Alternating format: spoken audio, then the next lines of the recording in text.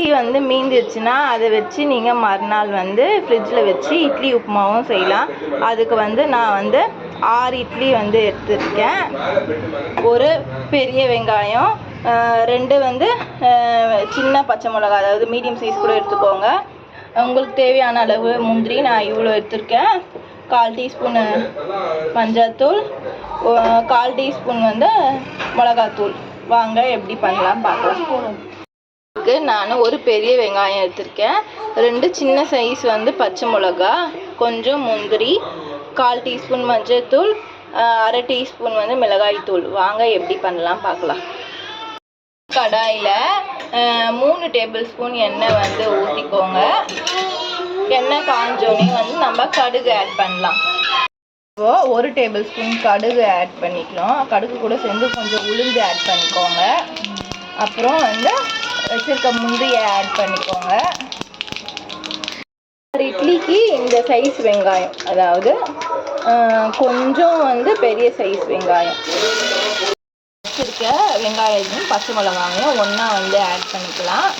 எப்பவுமே பச்சை மிளகா வந்து கீரி போடுங்க. அப்படியே போட்டிங்கன்னா உங்களுக்கு எண்ணெயில் வந்து வெடிக்க ஆரம்பிக்கும். இட்லியை வந்து நல்லா இது மாதிரி வந்து தூள் பண்ணிக்கோங்க. நீங்கள் வந்து இப்போது நேற்று நைட்டு ஊற்றின இட்லி வந்து உங்களுக்கு மீந்துச்சுன்னா வந்து வெளியே வைக்காமல் நீங்கள் வந்து ஃப்ரிட்ஜில் வச்சுருங்க. உங்களுக்கு வந்து தூள் பண்ணத்துக்கு ஈஸியாக வந்து இருக்கும். வெளியே வச்சிங்கன்னா உங்களுக்கு வந்து கொஞ்சம் கல் மாதிரி ஆகிடும். அப்போ தூள் பண்ண வராது. நீங்கள் ஃப்ரிட்ஜில் வச்சுருங்க. வச்சுருக்க மிளகாத்தூளும் மஞ்சள்தூளும் ஆட் பண்ணிக்கலாம். இது மாதிரி வந்து நல்லா வந்து வெங்காயத்தோடு சேர்த்து மிக்ஸ் பண்ணிக்கோங்க. ஸ்பூன் வந்து உப்பு போட்டுக்கோங்க. நீங்கள் வந்து இட்லி ஊற்றும் போது ஏற்கனவே வந்து மாவில் போட்டிருப்பீங்க. இருந்தாலும் வந்து கொஞ்சம் பத்தாது. ஒரு வந்து 1/2 ஸ்பூன் வந்து எக்ஸ்ட்ரா வந்து போட்டுக்கோங்க உப்புமா செய்யும் போது. வச்சுருக்க கருவேப்பிலையை ஆட் பண்ணிக்கலாம்.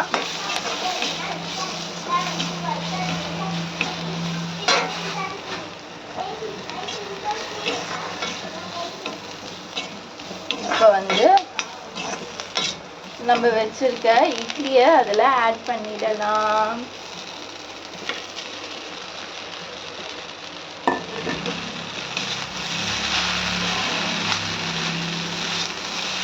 நீங்கள் 1 டேபிள் ஸ்பூன் நெய் வந்து ஆட் பண்ணிக்கோங்க. உங்களுக்கு நல்லா வந்து வாசனையாக இருக்கும்.